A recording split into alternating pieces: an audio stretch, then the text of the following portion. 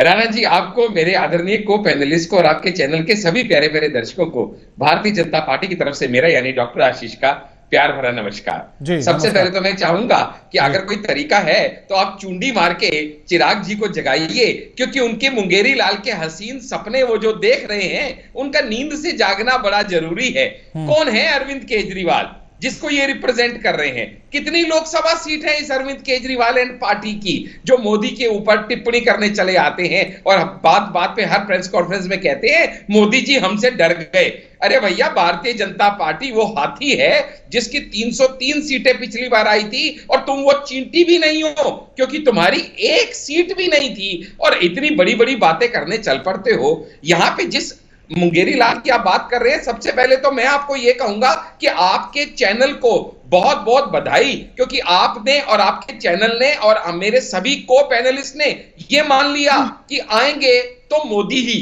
क्यों मान लिया? क्योंकि आपकी डिबेट का टॉपिक ही है 300 या 400, यानी बहुत क्लियर है 272 से तो ऊपर खड़े हैं। यानी पहले तो इस बात की आपकी बधाई मैं बीजेपी की तरफ से स्वीकार करता हूं। नहीं, ये हम किसी को, क्योंकि टॉपिक ही 300 या 400 हम क्लियर नहीं कर रहे हैं। देखिएगा राणा जी, आप पकड़े, दोनों की बातें रखी गई कि 300 या 400 किसकी नैया पार। भाई बिल्कुल ठीक है, 300 या 400, यानी 300 आएंगी या 400 आएंगी। जब मैं अपने घर वालों को कहता हूं ना कि तुमको मनाली लेके जाऊं या मॉरिशस लेके जाऊं, तो बड़ा क्लियर होता है, इसका मतलब वेकेशन पे कहीं ना कहीं तो जा रहे हैं। इसको हम लोग यस एंड यस अप्रोच कहते हैं। तो जब आपने सवाल ही ये पूछा 300 पार या 400 पार, और इसके ऊपर आपके प्रवक्ता ने पकड़ा ही नहीं आपको, तो इसका मतलब उनका माइंडसेट भी है, मान चुके हैं 300 आएंगी या 400 आएंगी, डिबेट तो इसमें है, पर आएगा तो मोदी, इसमें कोई डाउट नहीं है। ये तो हमारी ट्रेनिंग है बीजेपी प्रवक्ताओं की कि हम लोग बारीकी से पकड़ लेते हैं। खैर एनी हाउ, ये जो किसी भी गेम में ये तो खैर अपनी अपनी समझ है, कौन किसको किस तरह से देख रहा है आशीष साहब, लेकिन आप मेरे सवाल पर आ जाइए। बिल्कुल नहीं सर। जी राणा जी, किसी भी गेम को जीतने के लिए अपनी अच्छी परफॉर्मेंस और विरोधियों की खराब परफॉर्मेंस, दोनों का अपना अपना महत्व होता है। और हम लोगों के ऊपर तो प्रभु श्री राम की इतनी कृपा है कि जहां मोदी जी के नेतृत्व में एनडीए और बीजेपी धुआंधार बल्लेबाजी करते हुए नए नए कीर्तिमान बनाते जा रहे हैं, चाहे वो अर्थव्यवस्था में हो, चाहे वो मोबाइल टेक्नोलॉजी में हो, चाहे वो हाईवेज में हो, चाहे वो विश्व गुरु बनने की तरफ अग्रसर होने में हो। और वहीं पे देखिएगा आप, तो पिछले 5 सालों के अंदर या पिछले 10 सालों के अंदर जो हमारी सो कॉल्ड ऑपोजिशन पार्टीज हैं, वो कैसे औंधे मुंह गिरी हुई हैं। आज भी जब वो अलग अलग पार्टीज, आपके दर्शक आज की डेट में और भारत की जनता बड़ी समझदार है, जब ये अलग अलग पार्टी अपना मैनिफेस्टो अलग अलग निकाल देती है, तो जरा मुझे ये बताएं, भगवान ना करे अगर किसी वजह से ये जीत के आ भी गए, तो किसका मैनिफेस्टो लागू होगा? कांग्रेस का होगा, समाजवादी पार्टी का होगा, टीएमसी का होगा, किसका होगा? सबकी अपनी अपनी डफली। आशीष जी, क्योंकि मेरा सवाल दूसरा था। देखिए, जो उनसे जुड़ी हुई बातें हैं वो मैं चिराग साहब से पूछ लूंगा। मेरा सवाल आपसे था कि आप पिछली बार 55% के स्ट्राइक रेट पर थे, इस बार क्या वो 72-73 तक पहुंचेगा स्ट्राइक रेट? और वो कैसे पहुंचेगा? जब महंगाई जैसा मुद्दा होगा, जब बेरोजगारी जैसा मुद्दा होगा, उत्तर प्रदेश में पेपर लीक का मामला होगा, नीट के एग्जाम का पेपर लीक का मामला होगा। देखिएगा, ऐसा होता है राणा जी, ये सारे मामले, इनमें से एक भी मामला नया नहीं है। महंगाई का मामला जिस दिन से देश आजाद हुआ और पहले इलेक्शन हुए से लेके अनंत काल तक, जब तक इलेक्शन होते रहेंगे, महंगाई का मुद्दा ये लगातार बना रहेगा, क्योंकि महंगाई कोई स्टैग्नेंट चीज नहीं है। लेकिन देखने की बात क्या है, क्या हमारी अर्थव्यवस्था इंप्रूव हो रही है? क्या देश का नाम बढ़ रहा है? क्या इंफ्रास्ट्रक्चर इंप्रूव हो रहा है? क्या अर्थव्यवस्था इंप्रूव हो रही है? क्या लोगों को रोजगार मिल रहा है? रोजगार का मतलब सरकारी नौकरी नहीं होता। जब हम लोगों को आत्मनिर्भर बनाते हैं, वो भी होता है। जब समझिएगा आप 3 करोड़ लोगों को पक्का घर दिया जाता है, वो भी लोगों को सहयोग करना होता है सरकार की तरफ से। जब 12 करोड़ टॉयलेट बनते हैं, तो वो भी लोगों को सुरक्षा और अच्छी सुविधाएं देना होता है, जो सरकार का काम होता है। जब 12 करोड़ नलों में जल पहुंच जाता है, तो वो भी उन्नति की एक निशानी होती है। जब 10 करोड़ एलपीजी कनेक्शन पहुंच जाते हैं, वो भी नारी सशक्तिकरण में एक बड़ा अहम कदम होता है। जब 27 करोड़ मुद्रा लोन दिए जाते हैं, तो छोटे छोटे व्यापारियों को अपने पैर पे खड़े करने के लिए एक सरकार का बड़ा अहम कदम होता है। जब स्टार्टअप बढ़ के लेकिन जब चीन पर कारोबार की डिपेंडेंसी बढ़ जाए, तब हो जाए, तो इसका क्या आशीष जी आप समझिएगा आशीष जी, जब कारोबार को लेकर चीन पर डिपेंडेंसी बढ़ जाए भारत की, तब अभी हाल ही की रिपोर्ट है, 3-4 दिन पुरानी रिपोर्ट है सर, ये जो अर्थव्यवस्था है ना, ये धीरे धीरे बढ़ती है। आज हम जितने आत्मनिर्भर हो गए हैं, हमने कोरोना के टाइम पे भी देखा। हम मोदी जी ने जब कोरोना के टाइम पे सारी बागडोर संभाली, एक और सवाल हमारे यहाँ ना मास्क बनता था, ना सैनिटाइजर बनता था, ना नेबुलाइजर बनता था। आशीष जी, अब धीरे धीरे सब चीज बनने लगी ना। आशीष जी, एक और सवाल। अभी आपने कहा कि कैसे विपक्षी पार्टी के नेता आ जाते हैं प्रधानमंत्री नरेंद्र मोदी पर सवाल उठाने के लिए, हम हाथी के जैसे हैं। 81 में जब बीजेपी बनी तो क्या बीजेपी ने कांग्रेस पर कोई सवाल नहीं उठाया था? जब उसकी एक भी सीट नहीं थी या जब उसकी 2 सीटें थी, कोई सवाल नहीं उठाया था? क्योंकि तब कांग्रेस हाथी के जैसी थी। बराबर है ना, लेकिन क्या है ना, हमारा उगता सूरज था और उनका डूबता सूरज था। नहीं तो आम आदमी पार्टी भी तो अभी शुरू हुई है ना हम परिवारवाद में लिप्त नहीं थे सर, हम परिवारवाद में लिप्त नहीं थे, हम भ्रष्टाचार में लिप्त नहीं थे, हम तुष्टीकरण में लिप्त नहीं थे। आज कांग्रेस के पतन का कारण ये 3 वजहें हैं। देखिए, भ्रष्टाचार की परिभाषा को समझना बड़ा जरूरी है और ये बड़ी कंफ्यूजिंग है, क्योंकि परिवारवाद बीजेपी के हिसाब से अलग है, कांग्रेस के हिसाब से अलग है, आम आदमी पार्टी के हिसाब से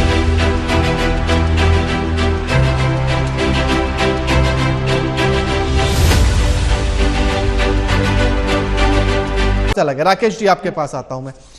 300 पार या 400 पार, अब 2 आंकड़े हमारे सामने आ चुके हैं। एक तरफ अरविंद केजरीवाल ने दावा ठोका है और दूसरी तरफ प्रधानमंत्री नरेंद्र मोदी कह रहे हैं। कौन से वाला आपको लगता है कि समीकरण कैसा बैठेगा? कौन 300 पार है, कौन 400 पार है? कुछ नजर आता है इसमें, क्योंकि जो स्थिति है उसके हिसाब से। राणा जी, आपके सहित दोनों पैनलिस्टों को मेरा प्रणाम जी। देखिए, 300 पार हो, 400 पार हो, 500 पार भी कह सकते हैं। कहने में हमारे यहाँ कोई टैक्स नहीं लगता है और नेताओं के कहने पर कोई हम काउंटर क्वेश्चन बाद में पूछते नहीं है, इसलिए वो कुछ भी कह जाते हैं। ये मुद्दा नहीं है मेरे लिए कि कौन 300 बोल रहा है, कौन 400 बोल रहा है। जहां तक जमीनी हकीकत है, अरविंद केजरीवाल 3 दिल्ली में और कुछ पंजाब में चुनाव लड़ रहे हैं। अगर वो सारे सीट जीत भी जाएंगे तो उससे कोई फर्क पड़ने वाला नहीं है। हाँ, वो इंडिया गठबंधन की बात कर रहे होंगे, वो गठबंधन जहां पर उनको बुलाया नहीं जा रहा है, गठबंधन के लोग उनको अवॉइड कर रहे हैं और कुछ कारणों से एक दूसरे के साथ सीट साझा नहीं हो रहा है। कल दिल्ली में कार्यक्रम था और इंडिया गठबंधन के सभी लोग उस कार्यक्रम में नहीं थे। आम मतदाता इस बात को देख रहा है। देखिए, इस चुनाव में 2 चीज पर मतदान हो रहा है। पहला चीज ये है कि आएगा कौन जी। अगर हम एनडीए को देते हैं तो निस्संदेह नरेंद्र मोदी को वोट देते हैं। अगर हम इंडिया गठबंधन को देते हैं तो फिर हो विल। ये एक हर आदमी का मन में है, क्योंकि कांग्रेस तो राहुल गांधी को प्रधानमंत्री बना चुकी है।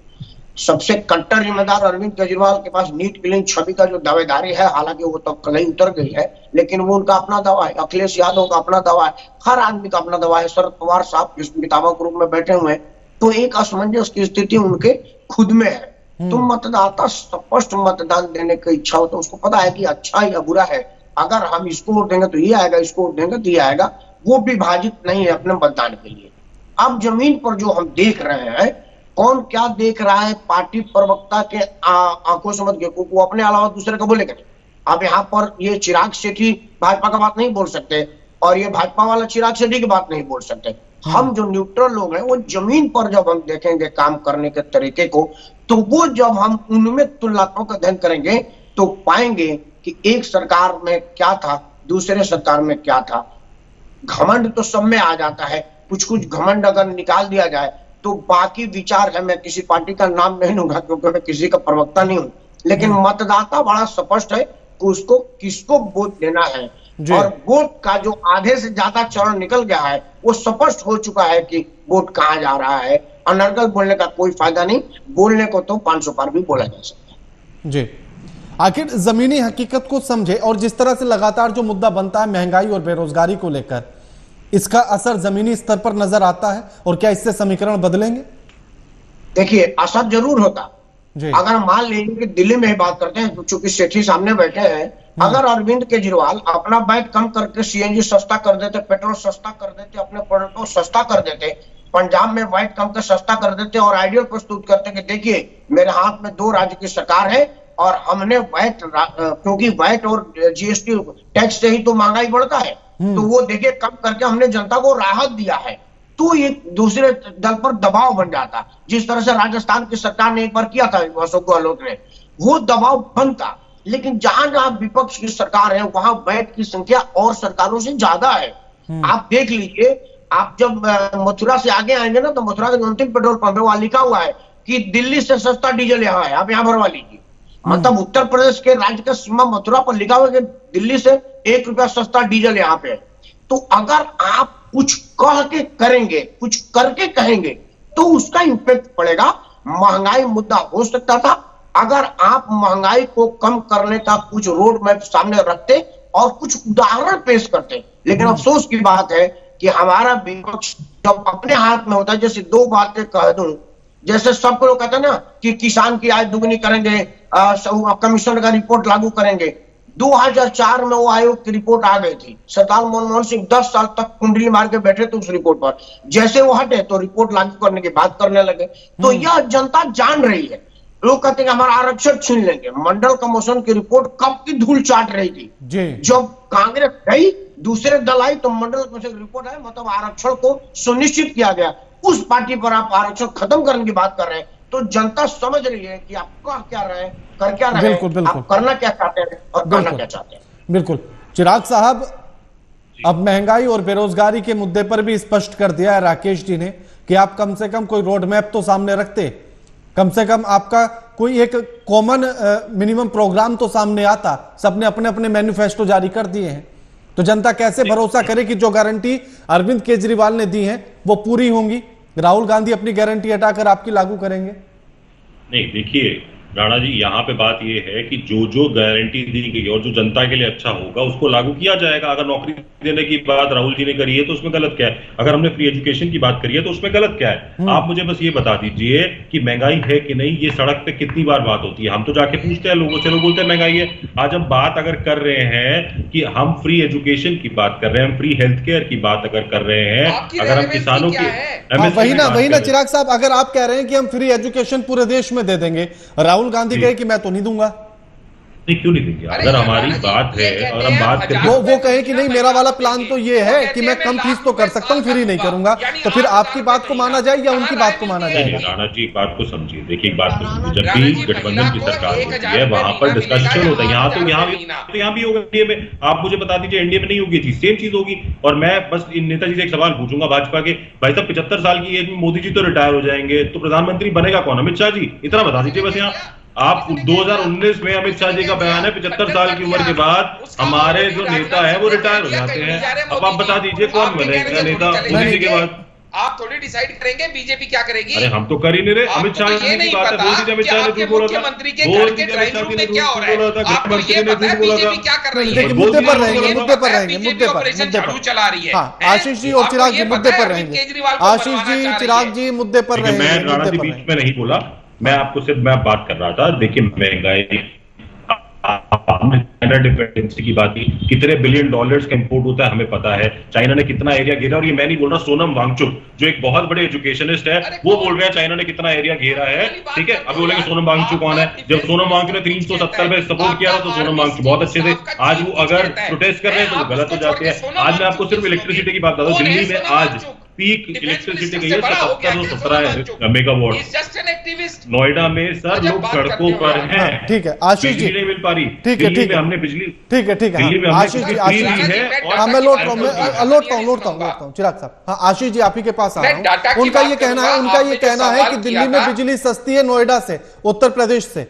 छोड़िए सर, मैं डाटा की बात करूंगा। आपका जो टॉपिक का डिबेट है, हमने पिछली बार एनडीए में 353 सीट्स लाए थे, बराबर है? ये डाटा है। और ये 353 सीट जब हम लाए थे, अब उसका एनालिसिस मैं आपको बता देता हूं आपके दर्शकों को। जब बीजेपी खुद 303 लाई थी ना, तो इसमें से 224 सीटें ऐसी थी जो 50% से ज्यादा वोट मार्जिन पे लाई थी। और उसके बाद पिछले 5 साल में हमने जितने बढ़िया काम किए, राम मंदिर बनाने से लेके, हाईवे अथॉरिटी बनाने की, सड़कें बनाने से लेके, नेटवर्क बनाने से लेके, वंदे भारत लाने से लेके, अर्थव्यवस्था को 5वें नंबर पे लाने से लेके, डेफिनेटली हमारी सीटें बढ़ेंगी। और आगे बताता हूं आपको, ये जो 303 सीटें बीजेपी लेके आई थी, इसमें से 106 सीट ऐसी थी जिसपे बीजेपी का कांग्रेस से डायरेक्ट लड़ाई थी। जो कि 7 राज्यों के अंदर थी। अब वो 7 राज्यों के अंदर जो कांग्रेस से थी, कांग्रेस को भी लड़ने नहीं दे रहा। कांग्रेस पिछली बार 400 पे लड़ी थी, इस बार 200 पे नहीं लड़ेगी। आशीष जी,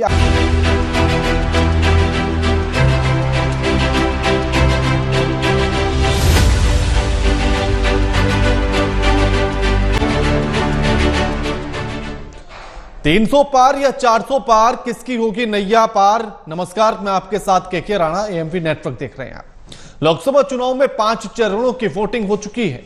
2 चरणों के मतदान के लिए प्रचार प्रसार जोरों पर है। इसी बीच राजनीतिक दलों के बीच आरोप प्रत्यारोप का दौर भी जारी है।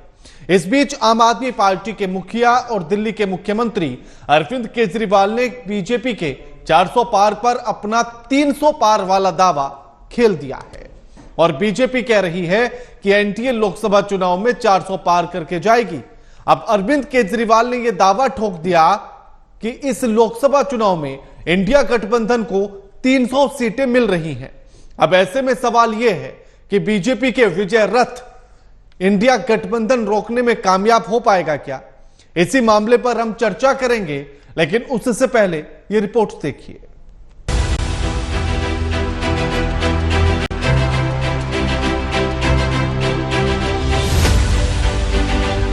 एक तरफ तो मौसम की गर्मी, एक तरफ चुनाव में सियासी पारा हाई है। एक तरफ 300 पार, एक तरफ 400 पार। न जाने किसकी होगी नैया पार। कौन होगा जिसके हाथों में देश का भविष्य जाने वाला है? कौन है जो सत्ता के सिंहासन पर विराजमान होने वाला है? कौन है जो देश को बुलंदियों तक ले जाएगा? ऐसा हम इसलिए कह रहे कि चुनाव के पहले तो मसीहा सब बनते हैं, लेकिन चुनाव के बाद नेताजी नजर नहीं आते। चुनावों के मौसम में राजनीतिक पार्टियां जनता को लुभाने के लिए कई वादे करती हैं, लेकिन सत्ता में आने पर वादे धरे रह जाते हैं। चुनाव जीतने के बाद राजनीतिक पार्टियों से जनता कहती है कि बरसों हुए न तुमने किया भूल कर भी याद, वादे की तरह हम भी फरामोश हो गए। लोकसभा चुनाव में 5 चरणों की वोटिंग हो चुकी है। 2 चरणों के मतदान के लिए प्रचार प्रसार जोरों पर है। इस बीच राजनीतिक दलों के बीच आरोप प्रत्यारोप का दौर जारी है। इस बीच आम आदमी पार्टी के मुखिया और दिल्ली के मुख्यमंत्री अरविंद केजरीवाल ने भाजपा के 400 पार पर अपना 300 वाला दांव खेला है। बीजेपी कह रही है कि एनडीए लोकसभा चुनाव में 400 पार कर जाएगा। अब अरविंद केजरीवाल ने दावा किया है कि इस लोकसभा चुनाव में इंडी गठबंधन को 300 सीटें मिल रही हैं। बता दें कि अरविंद केजरीवाल 2 जून तक अंतरिम जमानत पर लोकसभा चुनाव के प्रचार के लिए जेल से बाहर हैं। जनता का कहना है कि कोई 300 पार कर रहा है तो कोई 400 पार, पर जनता के मुद्दों पर कब करेंगे नेताजी बात? लोकसभा चुनाव में गारंटी का दौर लगा है। विकास की गारंटी, रोजगार की गारंटी, 400 पार की गारंटी, देश को आगे ले जाने की गारंटी, सबने अपनी अपनी गारंटी रखी है। अब देखना ये होगा कि चुनाव जीतने के बाद नेताजी अपना वादा पूरा करते हैं या नहीं। क्या रोजगार का मुद्दा वाकई जमीनी सच बनेगा या सिर्फ चुनावी गोटी बनकर रह जाएगा?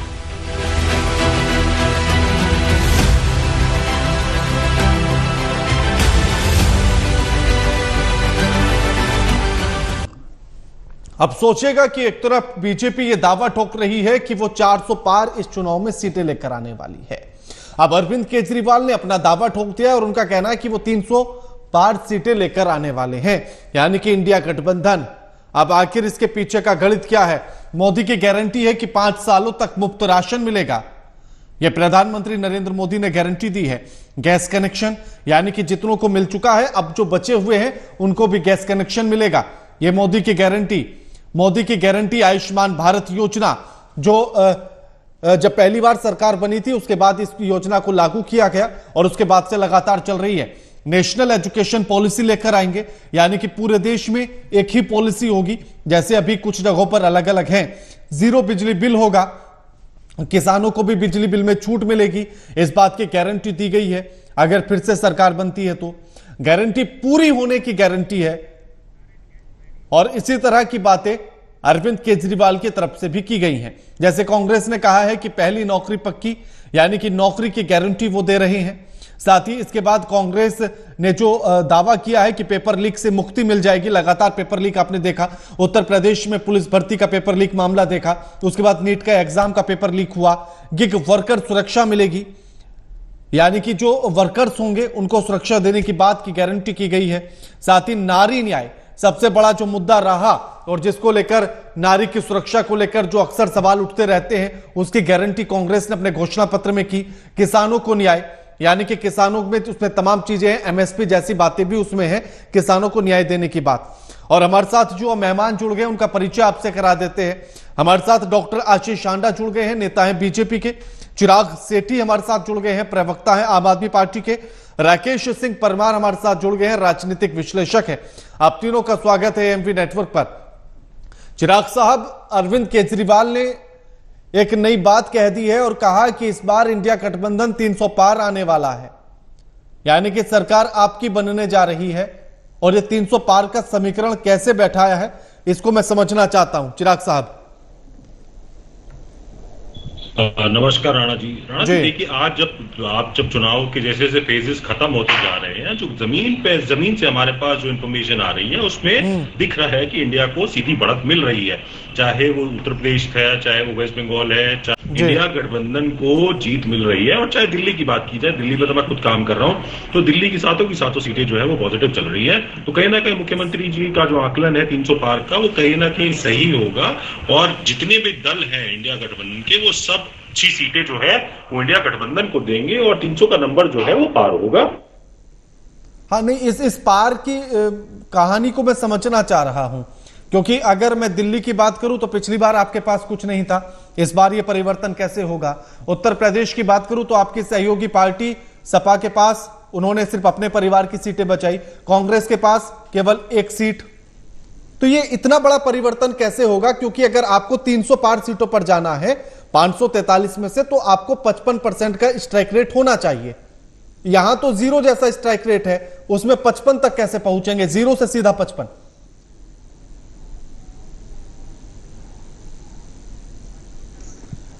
आपकी तरफ से म्यूट हो गया, उसे अनम्यूट कर लीजिए चिराग साहब। जी जी, मैं कह रहा हूँ राणा जी, देखिए, जो चुनाव लड़े जाते हैं ना, वो अलग मुद्दों पे लड़े जाते हैं। आज का जो मुद्दा है वो महंगाई है, आज वो बेरोजगारी है, आज जिस तरीके से पोलराइजेशन प्रधानमंत्री अपने लेवल पर आके करते हैं, आज वो मुद्दे हैं और जनता समझ गई। देखिए, कहीं ना कहीं विधानसभा में आप देखते हैं तो वहां पे हमारा 90% का। अच्छा चिराग साहब, महंगाई को कैसे नापा जाए? हाँ चिराग साहब, मैं ये समझना चाहता हूं कि महंगाई को कैसे नापा जाए।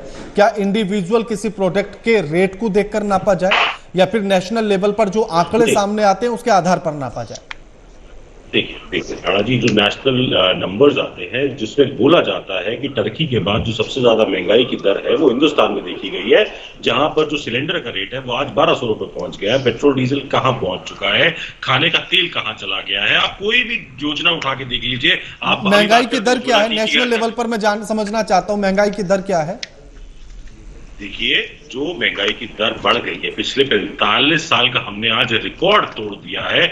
आप कुछ भी नंबर्स बोलिए, आज फैमिली वेलफेयर का सर्वे क्या बोलता है, आज नेशनल फैमिली वेलफेयर का सर्वे क्या बोलता है कि आपकी जो सेविंग्स है वो आज फैमिली की सेविंग सबसे कम है। 45 साल का रिकॉर्ड तोड़ा, ये मेरा डेटा नहीं है। आज उज्ज्वला का डेटा क्या बोलता है कि आदमी 90% जो आदमी है वो दूसरा सिलेंडर नहीं भरवा पा रहे हैं। आज जनधन का अकाउंट क्या बोल रहा है कि 20% लोग ऐसे हैं जो अपना अकाउंट और डोरमेंट कर चुके हैं, जो चला ही नहीं रहे अपना अकाउंट। तो आप मुझे बताइए कौन सी योजना की हम बात कर रहे हैं। 2022 में इन्होंने बोला था 5। नहीं, मैं इसीलिए समझना चाह रहा था चिराग साहब कि क्या पर्टिकुलर कुछ प्रोडक्ट्स के रेट को देखकर महंगाई को समझा जाए, या नेशनल लेवल पर जो आंकड़े आते हैं उनको देखकर महंगाई को समझा जाए। क्योंकि ये कहा जाता है कि अगर सिंगल डिजिट में है और 6 से नीचे है अगर महंगाई की दर, तो महंगाई नहीं मानी जाती है, और अभी तो 4.5-5 के बीच में है। बिल्कुल आप इंडिविजुअल प्रोडक्ट्स भी देखते हो और आप ये भी देखते हो कि आम परिवार की सेविंग कितनी रह गई है। अगर आपकी सेविंग सबसे लोएस्ट पर है तो वो क्या दर्शा रहा है? कोई ऐसा तो है नहीं कि आपने कुछ सस्ता कर दिया और लोग अपना पैसा उड़ाते जा रहे हैं। इसका मतलब नौकरी मिल रही है, लोगों की सेविंग खत्म हो रही है। तो मेरे पास तो बहुत एक सिंपल सा मैथ है कि आपकी अगर सेविंग खत्म होती जा रही है तो महंगाई बढ़ रही है। अब आप उसको कोई भी नंबर दे दीजिए, आप उसे बोल दीजिए कि इतना दर है उतना दर है, ये मैं नहीं मानता। मैं इस बात को जरूर मानता हूं कि जहां 60,000 यूपी कांस्टेबल्स की यूपी पुलिस में भर्ती के लिए जब 50 लाख लोग अप्लाई करते हैं और उसका पेपर लीक हो जाता है, तो मैं मानता हूं कि नौकरी नहीं है। अब आप कोई भी डेटा दे दीजिए कि स्टार्टअप हो गया, आप ये हो गया, आप वो हो गया, आप नौकरी नहीं दे पा रहे। आपने 18 करोड़ 20 करोड़ नौकरी की बात की थी, आप 20 करोड़ नौकरी नहीं दे पाए। लोग जानते हैं, लोग आज समझ रहे हैं इस चीज को। आप स्टार्टअप की बात करिए, कोई भी आप डिफ्लेक्शन लेकर आ जाइए, पर सच्चाई तो ये है ना कि आज 20 करोड़ नौकरी नहीं मिली। ठीक है, ठीक है। आज ये प्रधानमंत्री बोलते थे ना कि अगर किसी देश की मुद्रा गिरती है तो वो उस देश के बारे में बता। ठीक है चिराग साहब, लौटूंगा मैं, चिराग साहब लौटूंगा मैं। आशीष जी, क्योंकि स्ट्राइक रेट वाली कहानी में तो मुश्किलें आपके सामने भी नजर आती हैं। पिछली बार आपने 303 सीटें जीती थी, यानी कि स्ट्राइक रेट आपका 55 के आसपास था, 55-56। इस बार अगर आप 370 की बात बीजेपी के लिए करते हैं तो आपको स्ट्राइक रेट 71% का होना चाहिए। तो आपको लगता है कि वो 20 से 25% के आसपास का स्ट्राइक रेट बढ़ जाएगा, और वो भी तब जब मुद्दे महंगाई बेरोजगारी जैसे हों? राणा जी, आपको, मेरे आदरणीय को पैनलिस्ट को और आपके चैनल के सभी प्यारे प्यारे दर्शकों को भारतीय जनता पार्टी की तरफ से मेरा यानी डॉक्टर आशीष का प्यार भरा नमस्कार। सबसे पहले तो मैं चाहूंगा कि अगर कोई तरीका है तो आप चुंडी मार के चिराग जी को जगाइए, क्योंकि उनके मुंगेरी लाल के हसीन सपने वो जो देख रहे हैं, उनका नींद से जागना बड़ा जरूरी है। कौन है अरविंद केजरीवाल जिसको ये रिप्रेजेंट कर रहे हैं? कितनी लोकसभा सीट है इस अरविंद केजरीवाल एंड पार्टी की जो मोदी के ऊपर टिप्पणी करने चले आते हैं और बात बात पे हर प्रेस कॉन्फ्रेंस में कहते हैं मोदी जी हमसे डर गए।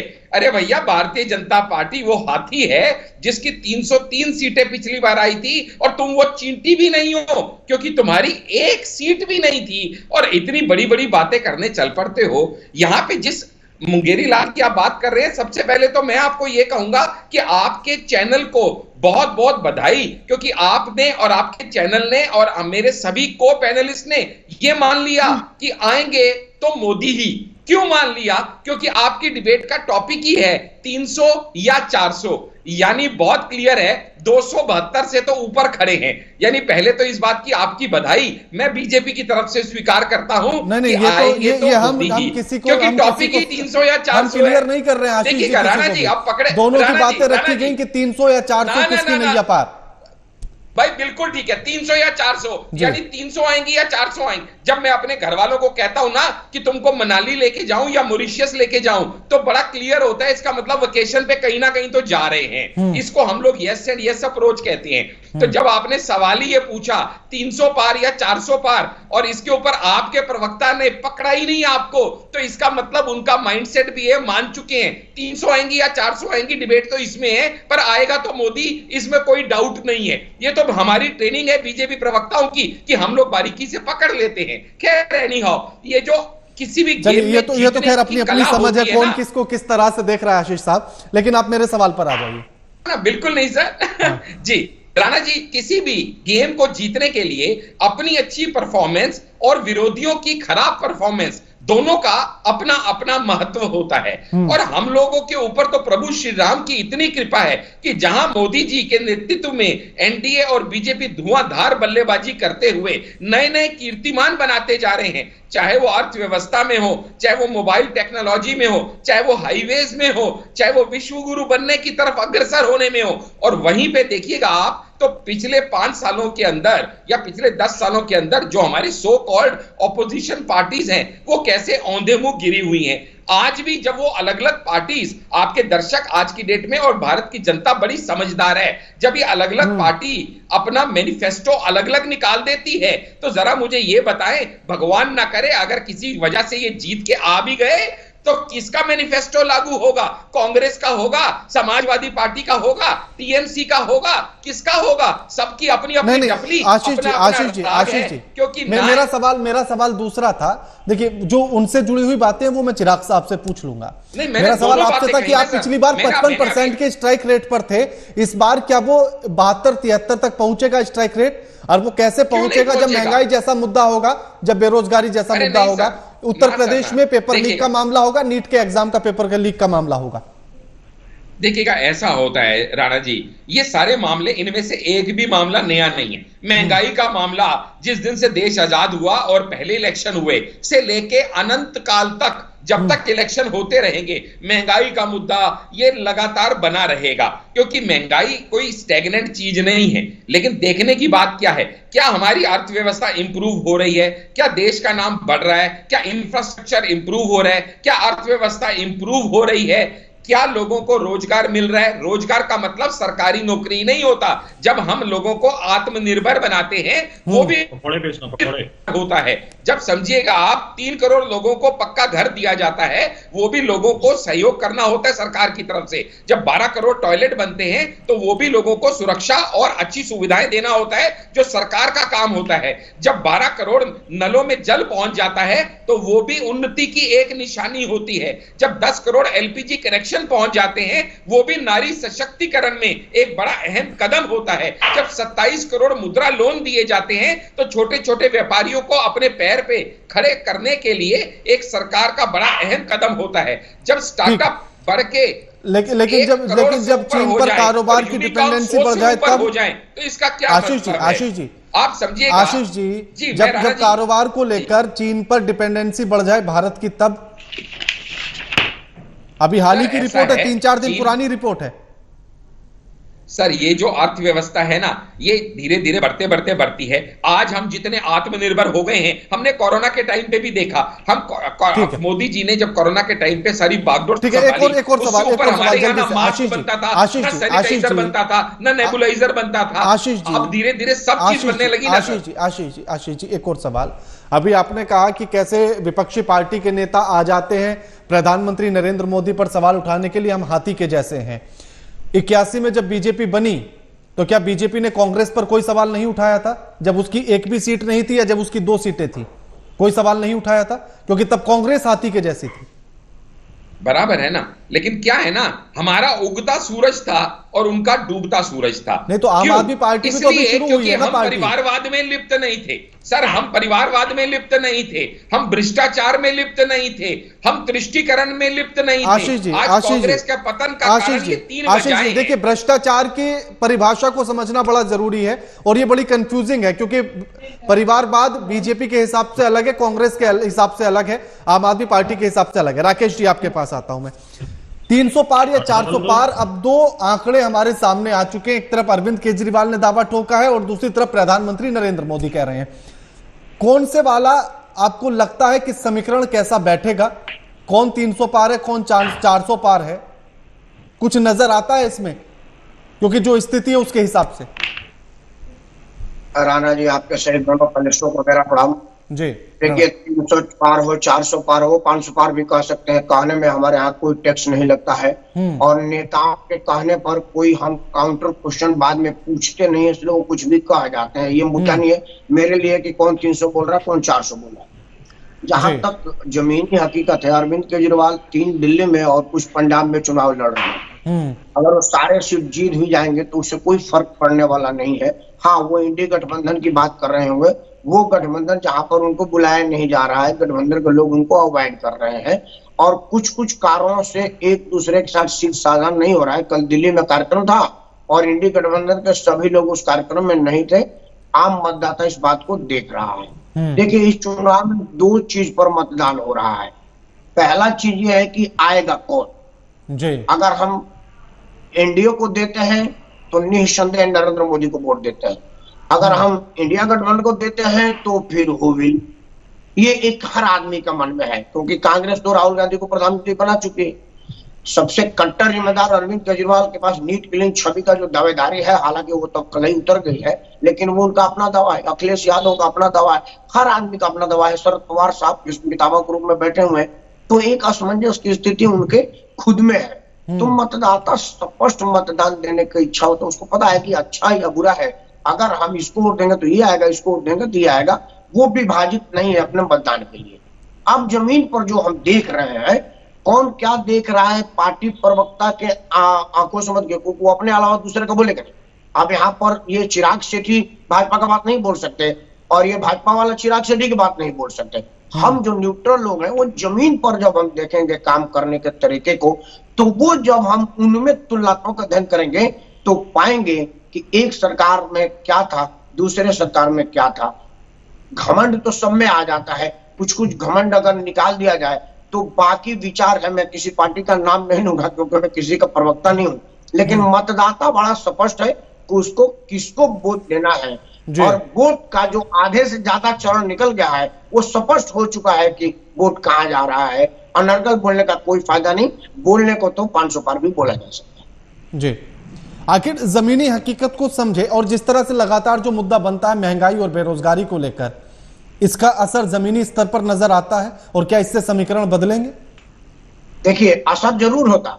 अगर मान लीजिए कि दिल्ली में ही बात करते हैं, चूंकि सेठी सामने बैठे हैं, अगर अरविंद केजरीवाल अपना वैट कम करके सीएनजी सस्ता कर देते, पेट्रोल सस्ता कर देते, अपने प्रोडक्ट को सस्ता कर देते, पंजाब में वैट कम कर सस्ता कर देते और आइडिया प्रस्तुत करते कि देखिए मेरे हाथ में 2 राज्य की सरकार है और हमने वैट, क्योंकि वैट और जीएसटी टैक्स से ही तो महंगाई बढ़ता है, तो वो देखिए कम करके हमने जनता को राहत दिया है, तो एक दूसरे दल पर दबाव बन जाता। जिस तरह से राजस्थान की सरकार ने एक बार किया था अशोक गहलोत ने, वो दबाव बनता। लेकिन जहां जहां विपक्ष की सरकार है वहां वैट की संख्या और सरकारों से ज्यादा है। आप देख लीजिए, आप जब मथुरा से आगे आएंगे ना, तो मथुरा के अंतिम पेट्रोल पंप है वहां लिखा हुआ है कि दिल्ली से सस्ता डीजल यहाँ है, आप यहाँ भरवा लीजिए। मतलब उत्तर प्रदेश के राज्य का सीमा मथुरा पर लिखा हुआ है कि दिल्ली से 1 रुपया सस्ता डीजल यहाँ पे है। तो अगर आप कुछ कह के करेंगे, कुछ करके कहेंगे, तो उसका इंपैक्ट पड़ेगा। महंगाई मुद्दा हो सकता था अगर आप महंगाई को कम करने का कुछ रोड मैप सामने रखते और कुछ उदाहरण पेश करते। लेकिन अफसोस की बात है कि हमारा विपक्ष जब अपने हाथ में होता है, जैसे 2 बातें कह दूं, जैसे सबको लोग कहते हैं ना कि किसान की आय दुगनी करेंगे, कमीशन का रिपोर्ट लागू करेंगे। 2004 में वो आयोग की रिपोर्ट आ गई थी, सरदार मनमोहन सिंह 10 साल तक कुंडली मार के बैठे थे उस रिपोर्ट पर। जैसे वो हटे तो रिपोर्ट लागू करने की बात करने लगे। तो यह जनता जान रही है। लोग कहते हैं कि हमारा आरक्षण छीन लेंगे। मंडल कमीशन की रिपोर्ट कब की धूल चाट रही थी। जब कांग्रेस गई, दूसरे दल आई, तो मंडल कमीशन की रिपोर्ट आई, मतलब आरक्षण को सुनिश्चित किया गया। उस पार्टी पर आप आरक्षण खत्म करने की बात कर रहे हैं, तो जनता समझ रही है कि आप कह क्या रहे हैं, कर क्या रहे हैं, आप करना क्या चाहते हैं और करना क्या चाहते हैं। बिल्कुल चिराग साहब, अब महंगाई और बेरोजगारी के मुद्दे पर भी स्पष्ट कर दिया है राकेश जी ने कि आप कम से कम कोई रोड मैप तो सामने रखते, कम से कम आपका कोई एक कॉमन मिनिमम प्रोग्राम तो सामने आता। सबने अपने अपने मैनिफेस्टो जारी कर दिए हैं, तो जनता कैसे भरोसा करे कि जो गारंटी अरविंद केजरीवाल ने दी है वो पूरी होंगी? राहुल गांधी अपनी गारंटी हटाकर आपकी लागू करेंगे? नहीं, देखिए राणा जी, यहाँ पे बात ये है कि जो जो गारंटी दी गई और जो जनता के लिए अच्छा होगा उसको लागू किया जाएगा। अगर नौकरी देने की बात राहुल जी ने करी है तो उसमें गलत क्या है? अगर हमने फ्री एजुकेशन की बात करी है तो उसमें गलत क्या है? आप मुझे बस ये बता दीजिए कि महंगाई है कि नहीं। ये सड़क पे कितनी बार बात होती है, हम तो जाके पूछते हैं लोगों से, लोग बोलते हैं महंगाई है। आज हम बात अगर कर रहे हैं कि हम फ्री एजुकेशन की बात कर रहे हैं, हम फ्री हेल्थ केयर की बात अगर कर रहे हैं, अगर हम किसानों की वही ना चिराग साहब, अगर आप कह रहे हैं कि हम फ्री एजुकेशन पूरे देश में दे देंगे, राहुल गांधी कहे कि मैं तो नहीं दूंगा, नहीं क्यों नहीं देंगे? अगर हमारी बात है और हम बात करें, वो कहे कि नहीं मेरा वाला प्लान तो ये है कि मैं कम फीस तो कर सकता हूँ, फ्री नहीं करूंगा, तो फिर आपकी बात को माना जाए या उनकी बात को माना जाए? राणा जी, एक बात को समझिए, देखिए एक बात को समझिए, जब भी गठबंधन की सरकार होती है वहां पर डिस्कशन होता है। यहाँ भी होगा एनडीए में। आप मुझे बता दीजिए एनडीए में नहीं होगी चीज, सेम चीज होगी। और मैं बस इन नेताजी से एक सवाल पूछूंगा भाजपा के, भाई साहब 75 साल की एज में मोदी जी तो रिटायर हो जाएंगे, तो प्रधानमंत्री बनेगा कौन? अमित शाह जी? इतना बता दीजिए बस। यहाँ आप 2019 में अमित शाह जी का बयान है 75 साल की उम्र के बाद हमारे जो नेता है वो रिटायर हो जाते हैं। अब आप बता दीजिए कौन बनेगा नेता मोदी जी के बाद? आप थोड़ी डिसाइड करेंगे बीजेपी क्या करेगी? अरे हम तो कर ही नहीं रहे। अमित शाह जी की बात है, बोल दीजिए अमित शाह ने झूठ बोला था, मुख्यमंत्री के घर के ड्राइंग रूम में क्या हो रहा है? आपको ये पता है बीजेपी क्या कर रही है? मुद्दे पर रहेंगे, झाड़ू चला रही है। आशीष जी और चिराग जी मुद्दे पर रहेंगे। आशीष जी, चिराग जी मुद्दे पर रहेंगे। मैं राणा जी बीच में नहीं बोला, मैं आपको सिर्फ मैं बात कर रहा था। देखिए महंगाई, चाइना डिपेंडेंसी की बात की, कितने बिलियन डॉलर्स का इंपोर्ट होता है हमें पता है। चाइना ने कितना एरिया घेरा, और ये मैं नहीं बोल रहा, सोनम वांगचुक जो एक बहुत बड़े एजुकेशनिस्ट है वो बोल रहे हैं चाइना ने कितना एरिया घेरा है। ठीक है, अभी बोलेंगे सोनम वांगचुक कौन है? जब सोनम वांगचुक ने 370 पे सपोर्ट किया था तो सोनम वांगचुक बहुत अच्छे थे। आज वो अगर प्रोटेस्ट कर रहे हैं तो वो गलत हो जाते हैं। आज मैं आपको सिर्फ इलेक्ट्रिसिटी की बात बता दूं, दिल्ली में आज पीक इलेक्ट्रिसिटी गई है 17 मेगावाट। नोएडा में सर लोग सड़कों पर हैं। ठीक है आशीष जी, नहीं मिल पा रही। ठीक है ठीक है, हमने बिजली, ठीक है ठीक है आशीष जी, आशीष जी मैं लौटता हूँ चिराग साहब। हाँ आशीष जी आप ही के पास आ रहा हूँ। उनका ये कहना है कि दिल्ली में बिजली सस्ती है नोएडा से, उत्तर प्रदेश से। छोड़िए सर मैं डाटा की बात करूंगा। आपका जो टॉपिक का डिबेट है, हमने पिछली बार एनडीए में 353 सीट्स लाए थे, बराबर है, ये डाटा है। और ये 353 सीट जब हम लाए थे, अब उसका एनालिसिस मैं आपको बता देता हूं आपके दर्शकों को। जब बीजेपी खुद 303 लाई थी ना, तो इसमें से 224 सीटें ऐसी थी जो 50% से ज्यादा वोट मार्जिन पे लाई थी।